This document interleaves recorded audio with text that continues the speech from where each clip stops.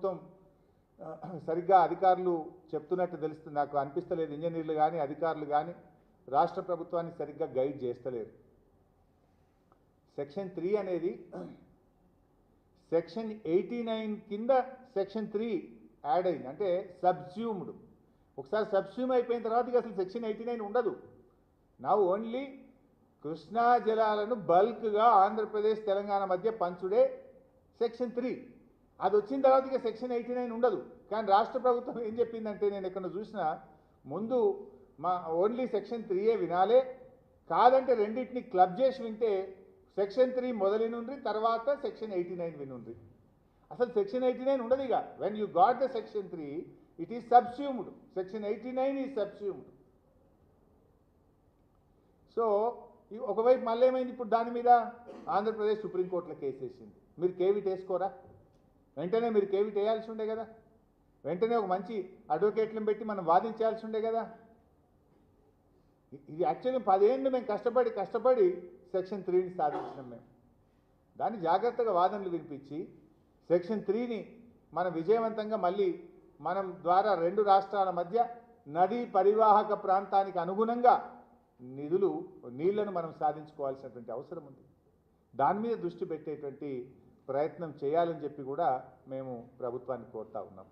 So ఈ రకంగా మరి ఇటు గోదావరి జలాలను పెన్నా బేసిన్కు ఆంధ్రప్రదేశ్ తరలించే విషయంలోనైనా, తుంగభద్ర నదీ జలాలను అటు కర్ణాటక ఇటు ఆంధ్రప్రదేశ్లు అక్రమంగా తరలించేటువంటి ప్రయత్నాలను రాష్ట్ర ప్రభుత్వం వెంటనే అడ్డుకోవాలని, కేంద్రానికి అన్ని ఫోరంలకు లేఖలు రాయాలని, అవసరమైతే ఉన్నత న్యాయస్థానానికి వెళ్ళి రాష్ట్ర ప్రయోజనాలు కాపాడాలని, ఈ మొద్దు నిద్రపోతున్న ప్రభుత్వాన్ని తట్టి లేపడం కోసమే మేము ఈరోజు ఈ ప్రెస్ మీట్ పెడుతున్నాం. రాష్ట్ర హక్కులు మాకు ముఖ్యం, రాష్ట్ర ప్రయోజనాలు ముఖ్యం. చిల్లర రాజకీయాలు మానుకోండి. మేము ఇస్తున్నది ఒక రాష్ట్రానికి సంబంధించి భవిష్యత్ తరాలకు సంబంధించి సూచనలు ఇస్తూ ఉన్నాం. మీరేమో కనీసం పట్టించుకుంటలేరు. ఒకరు దావోసు, ఇంకొకరు కర్ణాటకలు, ఇంకొకరు ఢిల్లీ యాత్రల్లో బిజీ ఉన్నారు. మీరు సరే, మీ యాత్రలు మీ ఇష్టం, కానీ రాష్ట్ర ప్రయోజనాలు మాకు ముఖ్యం. చిల్లర రాజకీయాలు మానేసి రాష్ట్ర ప్రయోజనాలు కాపాడే ప్రయత్నం చేయండి. లేదు, మీకు నిజాయితీ ఉంటే ఆల్ పార్టీ మీటింగ్ పిలవండి, వచ్చి మీకు ఇంకా విలువైన సూచనలు సలహాలు కూడా ఇస్తాం. మీకు ఏదైనా అర్థం కాకపోతే అడగండి, చెప్పడానికి కూడా మేము సిద్ధంగా ఉన్నాం. కానీ మళ్ళీ ఏదో మాట్లాడి ఎవరినో పెట్టించి ఈ చిల్లర తిట్టుడు బూతులు, నాకు తిట్టలేక కాదు, బూతులు మాట్లాడలేక కాదు. సమయం సందర్భం ఉన్నప్పుడు రాజకీయాలు పక్కన పెట్టి రాష్ట్ర ప్రయోజనాలు కాపాడుకోవాలి. ఇతర రాష్ట్రాలు చూసి నేర్చుకోవాలి. రాజకీయాల కంటే రాష్ట్ర ప్రయోజనాలు ముఖ్యం. మన రాష్ట్రానికి హక్కుగా రావాల్సిన నీటి వాటాలు మనకు ముఖ్యం. ఆ నీళ్లు సాధించుకోవడం కోసం అక్రమ నీళ్లు, ఇవాళ నీళ్ల విషయంలో తెలంగాణ రాష్ట్రానికి తీవ్రమైనటువంటి అన్యాయం జరుగుతున్నా ఈ రాష్ట్ర ప్రభుత్వం నిమ్మకు నీరెత్తినట్లు వ్యవహరిస్తూ ఉంది. రాష్ట్ర ముఖ్యమంత్రి గారు కానీ, నీటిపారుదల శాఖ మంత్రి గారు కానీ, ఆ శాఖ అధికారులకు యొక్క అలసత్వం వల్ల